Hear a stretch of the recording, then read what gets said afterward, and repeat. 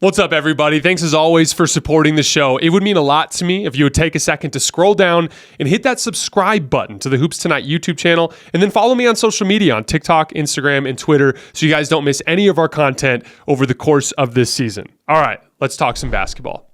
After this season, we have a mostly healthy LeBron James and Anthony Davis with a lot of young talent around them, albeit a roster that has some gaping holes, and you did some venting early on about the health, the medical staff, and there's some legitimacy to that. But for the most part, it's been a healthy LeBron James and Anthony Davis, and we're sitting in this play-in situation again. So do you think after this season, if the Lakers did get eliminated or if they lost in the first round, do you think we've reached a point where the Lakers have to consider tweaking the LeBron James Anthony Davis foundation? Is that good enough anymore? I think it's still good enough. And I will read you some numbers here. So these are per Cleaning the Glass. LeBron and AD on the floor have outscored opponents by 3.3 points per 100 possessions, which if you extrapolate that to a team context, that would put them as like the 9th or 10th best net differential in the league. LeBron and AD with no Taurean Prince, plus 9.6 points per 100 possessions, which would be the second best mark in the NBA behind the Boston Celtics. And the context there, of course, is like, obviously Taurean, if you're bringing him off the bench and he's just, a second unit guy playing 15 to 20 minutes a night, he's of course going to spend some level of time with LeBron and AD. But most of those minutes have come with starting groups and closing groups and like critical stretches of you're closing like the first half, you're closing a game. So really, I mean, the data is there of like the Lakers have been much better with those two without Taurean, and that's often been with Jared Vanderbilt or Rui Hachimura or Christian Wood as that third front court guy. And then looking at the big four, I'll call them. So that's the LeBron, AD, Austin, D'Lo, plus 4 points per 100 possessions, which is 8th best mark in the league in a team context. The big four without Taurean, so that's basically any starting group that doesn't include Taurean, and again, some closing groups, plus 6.9 points per 100 possessions, which is the fourth best mark. So the lineup data is there where basically any version of LeBron and AD or LeBron, AD, Austin, D'Lo without Taurean has been pretty successful. And of course, the sample size is a bit smaller because they have played so many minutes with Taurean. So like maybe in an alternate universe, like Rui starts or Vando is healthy, and the numbers still aren't as great as they've been without Taurean. But like really, like Taurean's last on the team in plus minus by almost double the next guy. The next guy, next lowest is Jackson Hayes.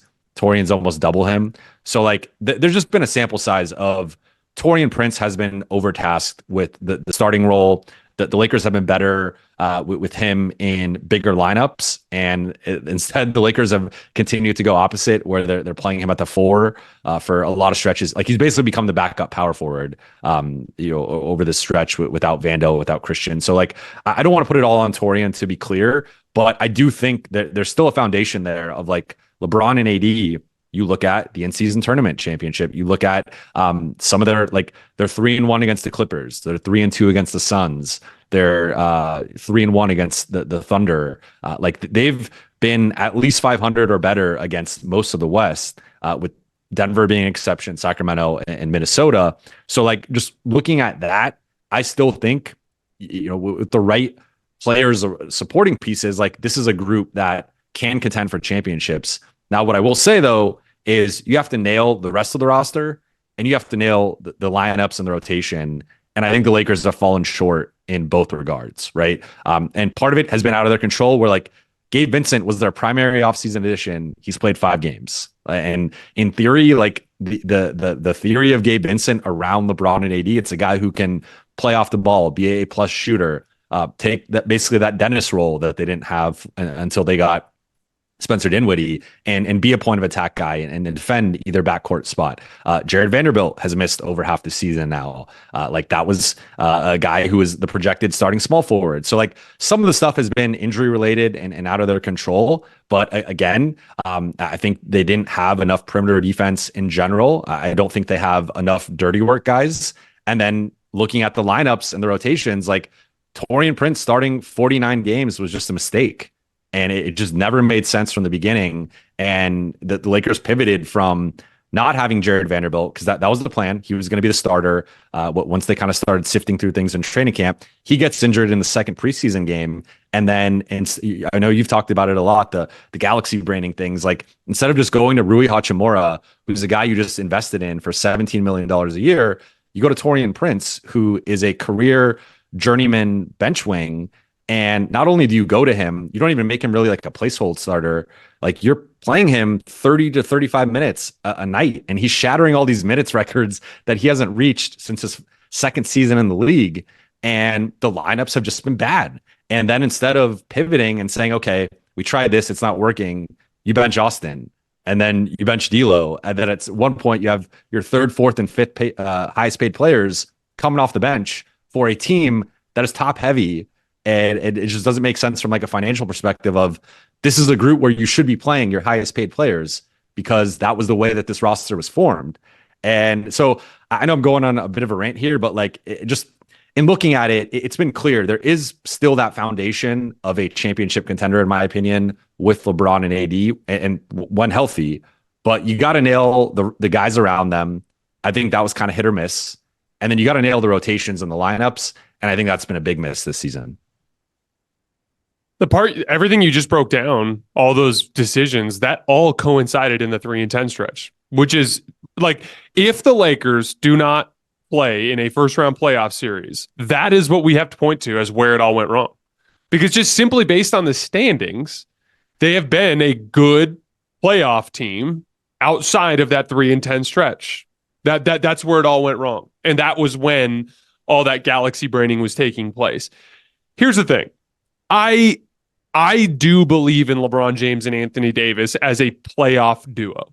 I think that when you get into that setting and they both are engaged physically more often than not, they are deeply impactful on both ends of the floor, both as offensive and defensive players. And I think the best giveaway of that is, like, LeBron and AD are better now than they were last year. They're better basketball players now than they were last year. And last year they were good enough to take their team to the Western Conference Finals. Here's the thing, though. Both ends of the floor for those guys depend on a certain level of physical exertion, right? LeBron James is probably the biggest chasm between the night-to-night defensive effort and his defensive ceiling that you have in the league. Totally makes sense. He's 39 years old. But on any given night, he's a bad defensive player.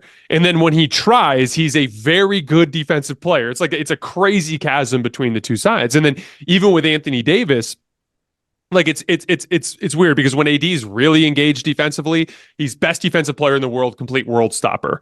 But then, like, his night to night effort sometimes can go from that to something significantly lower as well. And then when you go to the offensive end of the floor, because teams switch their ball screens, because they double team them in the post a lot, like, so much of LeBron and AD's offensive success comes down to physical exertion.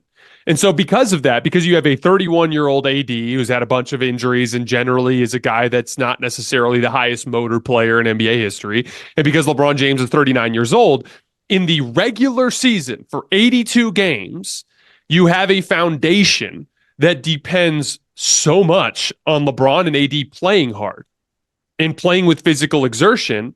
And so when they don't, like that, like one of the biggest things that went wrong in that Sacramento game is LeBron and AD just didn't bring it physically when they went on the road. And so again, like what I look at is, like, when you're an offensive minded star, like let me just talk about like Luka, for instance, because even on Luka's nights where he's not playing any defense, he's still just a supernova offensively. All of these guys that are like that, they do play hard on offense every night because offense is fun and they have this supreme skill set. And so they can bring it every single night. And in the 82 games, it impacts winning more than the two-way player that's dependent on effort and energy, because that effort and energy can wane. And when it wanes, their athletic gifts are not being weaponized as much. And so they don't have as much impact. And so I think there is a conversation to be had about LeBron and AD in the regular season. And the conversation is very simple. You either need to surround them with high motor athletes, or you need to surround them with, or put them next to, a supremely gifted offensive player. And no, Austin Reeves and D'Angelo Russell are not good enough. So like that's the thing. Like one of the things that I see in a potential Trae Young acquisition, if they were to make that sort of move this summer, and it could completely gut the depth chart and leave them some other holes. But at the very least, over an 82 game regular season, Trae Young brings so much to the table offensively that it would make up for a lot of the lack of physical exertion you can get from time to time for LeBron and AD. What you can't have anymore is like I think this season has been a strong indicator that just surrounding them with offensive skill that does not bring high motor athleticism to the table is not good enough, because those offensive players are not good enough to carry the offense. They require LeBron and AD to bring a certain level of physical exertion, and then they're also not good enough defensively. And so this team has been so dependent on LeBron and AD's effort. And so on any given night, when LeBron and AD really bring it, they can beat the best teams in the league, but they can lose to anybody because of the exact same reason. And so they are now this particular build, which is essentially, I would argue, it's offensive skill around LeBron and AD. It's D'Lo, it's Austin, it's Taurean Prince. Even Rui Hachimura is a guy that brings a certain level of physicality to the table, but he can not rebound as well as you'd like and not defend as well as you'd like from time to time.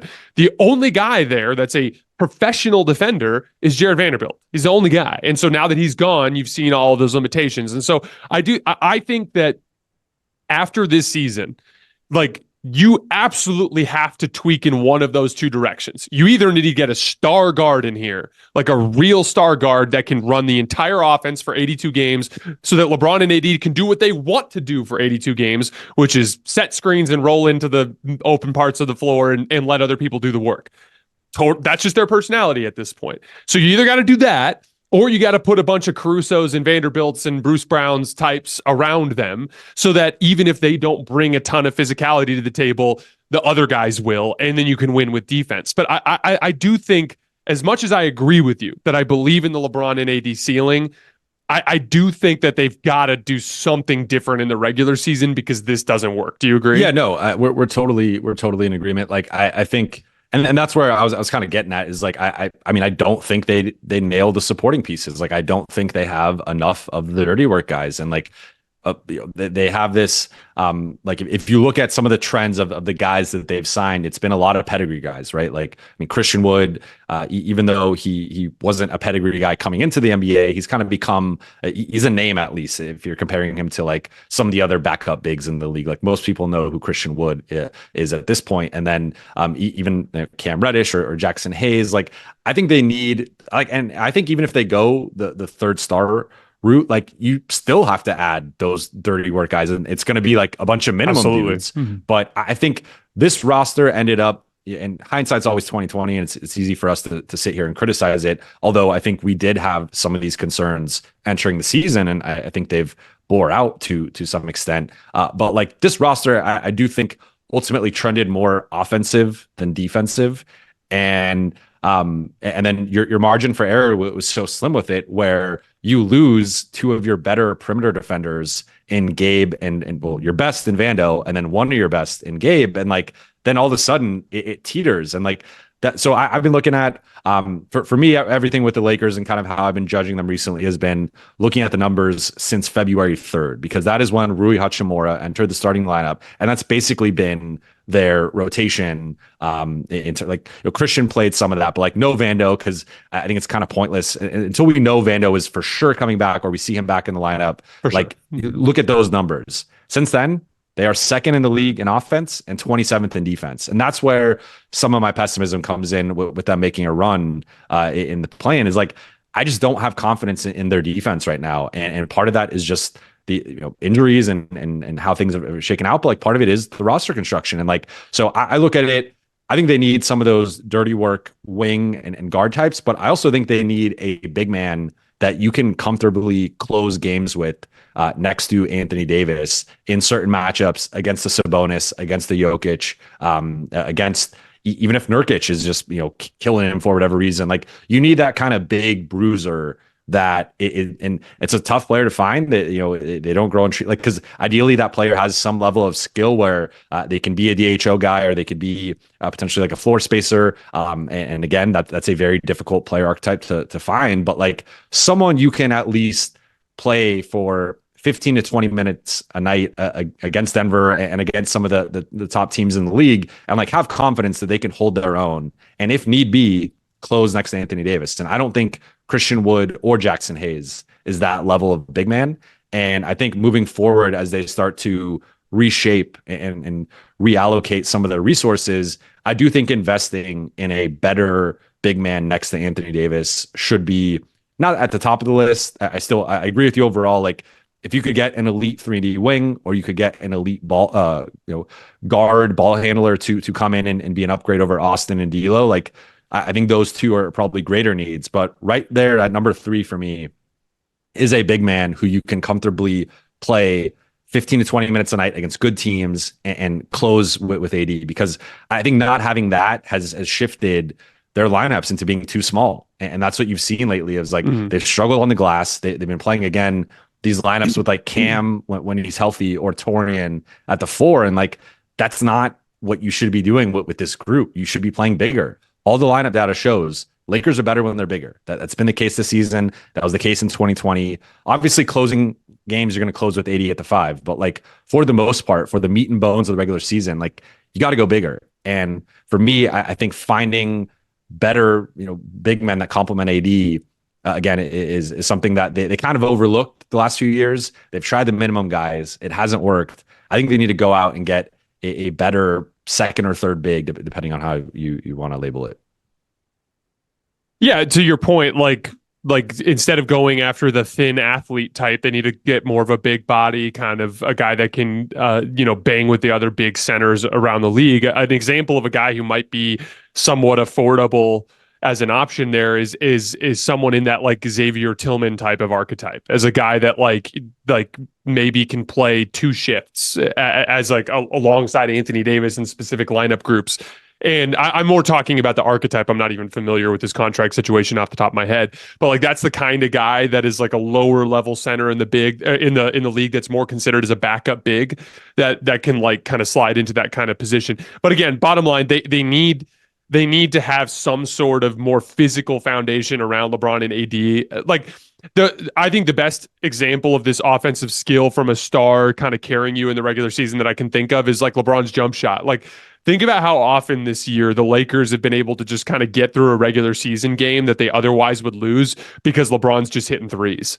I mean, even the Clippers game the other, like a month ago, that was a great example. Like, they lose that game by 15 points if LeBron just doesn't hit a bunch of threes.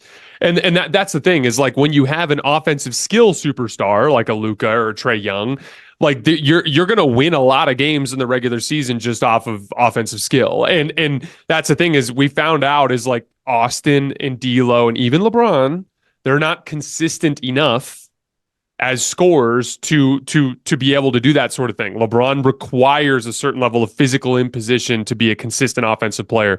Same with AD. And then Austin and D'Lo are textbook like non-star guards that are going to have a certain level of inconsistency that is kind of natural with what their archetype is, right? But yeah, I'm really curious to see where they go, because like this no matter what happens this year, I think this year was a complete and total giant red flag in terms of this particular roster build and for Darvin Ham. And so I'm really curious to see what they decide to do this summer.